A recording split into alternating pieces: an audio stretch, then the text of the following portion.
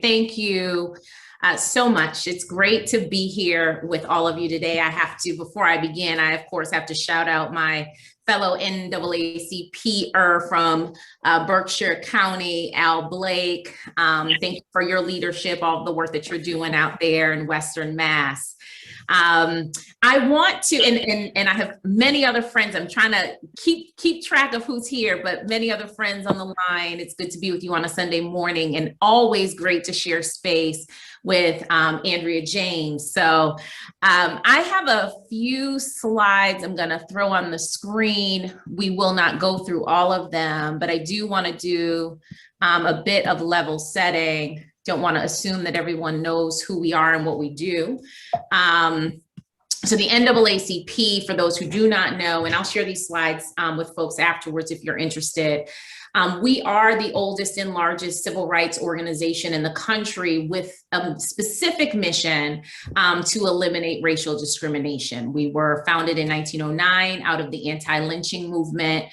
Today, we have well over 2,000 grassroots units across the country with over 500,000 dues-paying members that work in coordination with our many community-based stakeholders in cities and towns, and I always say hamlets across the country.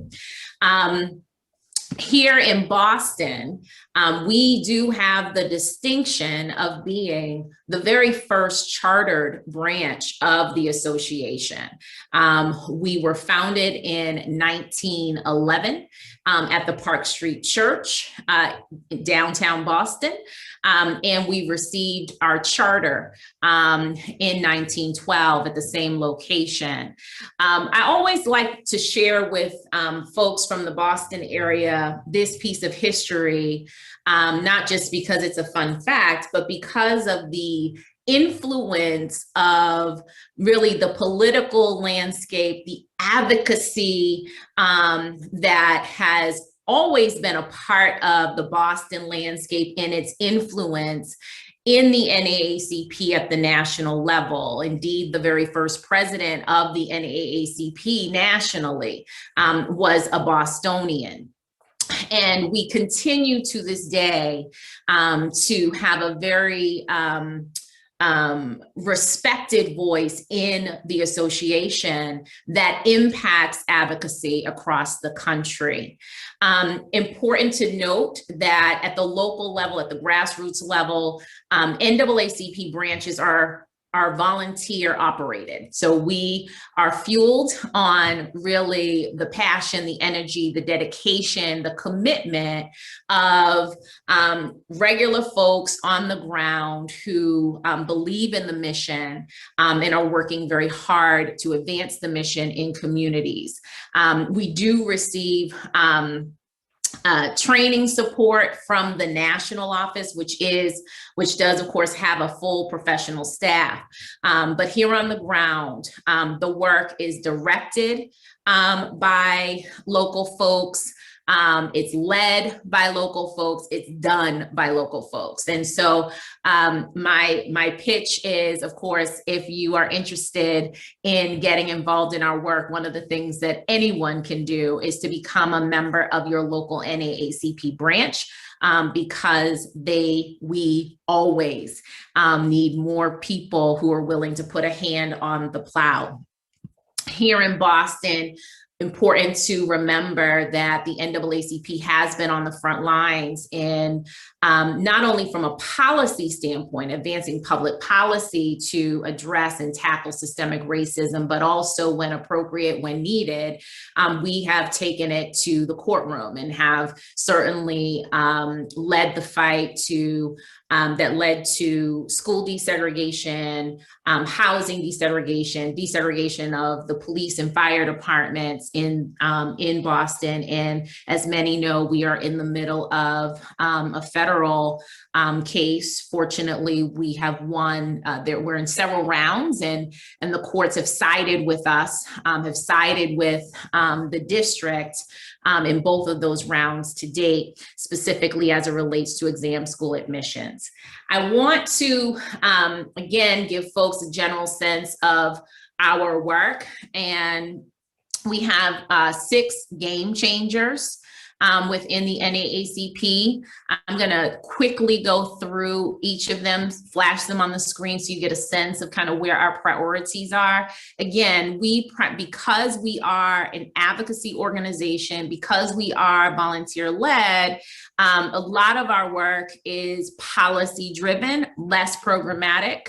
Although we do have a few programmatic elements. It is our belief that systemic change that is designed to address structural and systemic racism is best achieved through public policies. So voting rights and political representation, of course, and we'll probably get into this conversation, particularly in this moment, really advocating for the expansion of voting rights and access and all of the flexibilities that we know work, that we know advance democracy.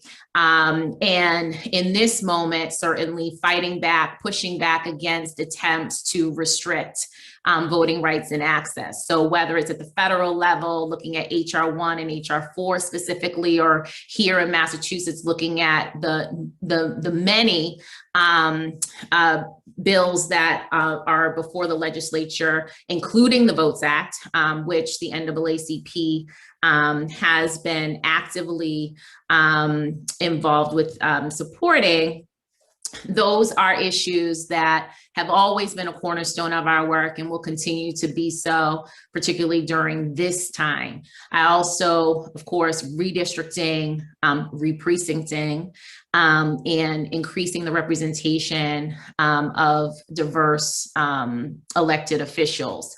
Justice and public safety, obviously, we just came off of a year where this was top of the agenda for many, both in our cities, in our towns, and also at the state level. We are very proud of the work that we've been able to do, both here in the city of Boston with the Boston Police and Reform Task Force, and also at the state level with respect to policing reform. In both instances, we are just getting started. And so much more work to be done there, and look forward to continuing to work with many of you who are here today. Education, access, and opportunity. When the Boston branch sued the city of Boston back in 1973, leading to the desegregation of the Boston public schools in 1974. One of the issues that was litigated was the diversity of exam schools in the city of Boston. That fight continues today. I actually count it one of the great honors in this moment for me, personally, to be able to carry on that legacy that was started so many decades ago by freedom fighters, education rights advocates in the city of Boston, to help ensure that all kids, regardless of who they are, where they come from, they have the opportunity to access the best that Boston has to offer. And so, again, we continue that fight today. Along with one other area that might be of particular interest to friends on this line, is the fight to restore democracy as it relates to our school committee here in Boston. Many of you know that Boston is the only district where we don't, here in the city of Boston, have the opportunity to elect our school board members. That decision is mired in racism and our city's fight against it. We do believe it is time, it has been time, for residents in the city of Boston to have the right to determine directly who their school committee, school board members are. I am looking, how am I doing on time? You've got a couple minutes left. Okay, great. Again, happy to share any of these slides afterwards. I have to shout out AXO because Vaughn is on the line and he shot me a note and shared with me that he was an AXO participant. I too was an AXO participant as a high school student. It's one of the ways in which I deepen my my exposure to the work of the NAACP. AXO is really what we call the Olympics of the mind. It is designed to give high school students the opportunity to compete across 32 categories, the sciences, the humanities, the arts, and everything in between. It is an absolutely inspiring, phenomenal competition that really does target opportunity gaps, specifically for Black students, but for all students of color. Would love to share more information about AXO with folks who are interested in that program. Economic inclusion, of course, the fight for a living wage, and access to jobs that allow folks to enjoy quality in life. We also advocate for increased diversity and representation in C-suites and on boards. This is an area of also increasing concern, where less than 3% of board members across the country as of 2020 were Black. And when you compare that to the buying power within the Black community and other communities of color, those are numbers that we need to change, because we know that who's sitting around the boardroom seats and in the C-suites impacts the experience that workers have working in some of these companies and organizations. Of course, working to increase home ownership within communities of color, specifically the Black community, as a way to tackle the persistent wealth gap. And surely, I know we've all heard the data point, median wealth of a white family in Boston being $247,500 in comparison to that of a Black family in Boston being $8. I know, the Fed is looking to get more current data, but what we do know is that all indicators point to, again, a persistent wealth gap that we must have targeted policy intervention in order to address. And of course, healthcare access. You have one more minute. Perfect. You have another minute. Healthcare access. Here, of course, last year, like many other organizations, our focus was on COVID-19 and ensuring that folks had access to testing and treatment. But I want to lift up some of the work that we've been doing actually for the past 4 years, and that is in the space of mental health. It's one of the areas that, another area that I am personally very committed to helping to address the disparities in. Access to mental health supports in communities of color. And so we have been partnering with McLean Hospital to help close those gaps. And then finally, I will point to really the need for us to have a more concerted, targeted focus on eliminating violence in our communities, which of course we know has an impact on all of these areas. And then finally, environmental justice. An area, fun fact for you, the largest department within the NAACP at the national office is our climate and environmental justice team. It is the largest department. It is the most well-resourced department. It is one of the most active departments within the NAACP. Environmental and climate justice for us really is about the people. And a large part of our national advocacy and local advocacy is helping to ensure that when we talk about environmental and climate justice, that people and communities are centered and that resources are targeted in that direction. Okay, Mary Ellen. Excellent. Okay. Thank you so much, Tanisha. That was a lot and a tremendous amount of work and really important work. Now, again, I'd like to open up the discussion. And in particular, there were so many things that you mentioned.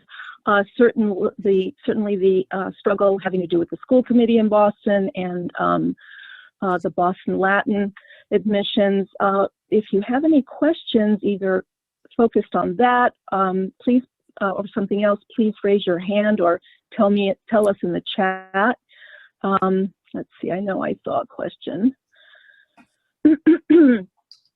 I do see that Enid of JP Progressive, Enid Eckstein, she had some comments. Enid, would you like to unmute yourself and say something and ask a question? Sure. As a former parent of a BLS kid, BLS, great work on the case. And I have two questions. One, how do we ensure that it becomes a permanent process? And then secondly, I think Quest came out with this chart that showed how much BLS gets in terms of alumni contributions, and it was staggering. It was like 20 times more than any other school. So how do we ensure that the school, we have like every school should have the resources that BLS has. Right. And so how do we ensure that going forward, at least in terms of other funding and fundraising, that there's the potential of, money for some of these other schools as well? So yeah, that's the question, but great work that we kind of broke through this year. Yes, Enid, good to see you this morning, and I appreciate the question. So with respect to the exam school work, I think it's important for everyone to know that we currently have an active task force, exam schools admission task force, that has been charged by the school committee to make a recommendation for a permanent policy. I serve as the co-chair of that task force. We meet every Tuesday and Friday from 5 to 7 p.m. There is always public comment. It would be helpful to have people, if they're able, to come and to share in public comment, or to send written testimony that speaks to your interest in changes, modifications, and perhaps recommendations to the exam school admissions policy. I can tell you that there are always people present, and they are getting their voices on the record as it relates to what they would like to see with the exam schools.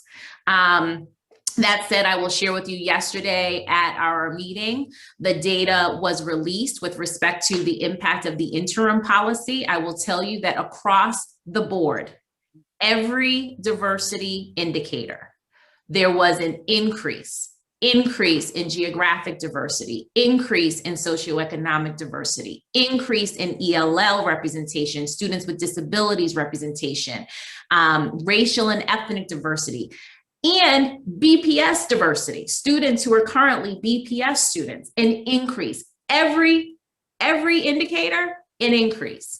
And so that really should be the goal. And so if that's the type of impact you would like to continue to see, then I would ask that you let your voice be heard on that point, okay? Funding. This has been a challenge for the district for years. We have to figure out a way to bring about a more equitable funding structure from external sources. Why BLS has over $1 million endowment is because they have an external entity, right, that is funding, that is supplementing the budget that BPS is providing to it. And we need to figure out a way to factor that type of support into the funding formula from a Boston Public Schools standpoint. You're absolutely right, Enid. It makes no sense for some of our schools to be wealthy because that's what we're talking about. And others, we have teachers in buildings trying to figure out how to get basic supplies for children to be able to learn. Unacceptable. And we do need to figure out kind of how we can tackle this. It's been a fight that many of the schools, whether it's BLS or even the Elliott, have kind of pushed, or the Mather have pushed back against. But it is one that absolutely has an impact on children in the classroom. Thank you. Michael, I see you have a question. Michael Kane? Yes. Hi. Good morning, everybody. Can you hear me? Okay. Yes. Okay, great. Yeah. Hi, Tanisha. You all doing great work. Years ago, I was a housing consultant on the working for Tom Atkins' legal department. Oh, yes, yes. Boston CDBG case and the Yonkers case. Okay. And it was thrilling to see the Lydia Edwards Fair Housing Amendment to the BPDA process. And I guess the question right now, we're very concerned about, I've worked for the Mass Alliance of HUD Tenants, used to be Andrea's neighbor in the basement of 42 Severns. We are very concerned about the luxury development that's going up everywhere, which is physically reinforcing institutional racism in every neighborhood, by race and class, by $4,000 a month, 2-bedroom apartments in the South End at the Smith, 800 of them across the street from East Canton Street, which is a multiracial working class old South End community that is the last survival. It's obscene to see this. And we'd like to, are there ways that these new fair housing standards could be used to challenge the luxury development, and especially, the inclusionary development policy, which allows them to not have low-income people in their developments. They have to, they can move it off-site. New York doesn't allow that. Boston does.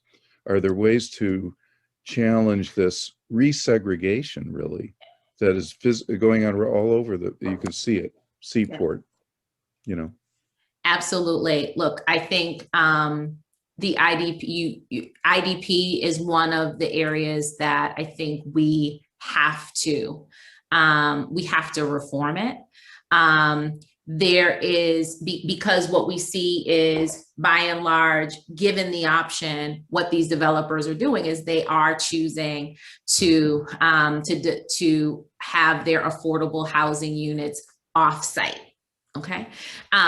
The intention of IDP, right, and really the fight behind IDP was to help ensure economic inclusion. But by providing this particular loophole, we are in many respects creating the opportunity for the opposite. And again, time has shown us that the impact, that the outcome is that folks are pushing affordable housing offsite. So I am absolutely would love to talk with you, Michael, about what we can do to strengthen IDP, to reform IDP, so that we do have more inclusion. Of course, the Seaport is the perfect example. We cannot afford another Seaport, and we are on the verge of that, potentially at Suffolk Downs and some of the other development that's happening. And shame on us if that does happen, because it is our watch. So we definitely have to continue to push back against that. I really do appreciate the work that Councilor Edwards is doing in this space to ensure greater access for all people. But again, I definitely, Michael, would love to catch up with you, especially, and also to talk about some of kind of where we are as it relates to BHA, because you probably know this already. We continue to be engaged in that work and continue to have some oversight responsibilities. So would love to talk with you.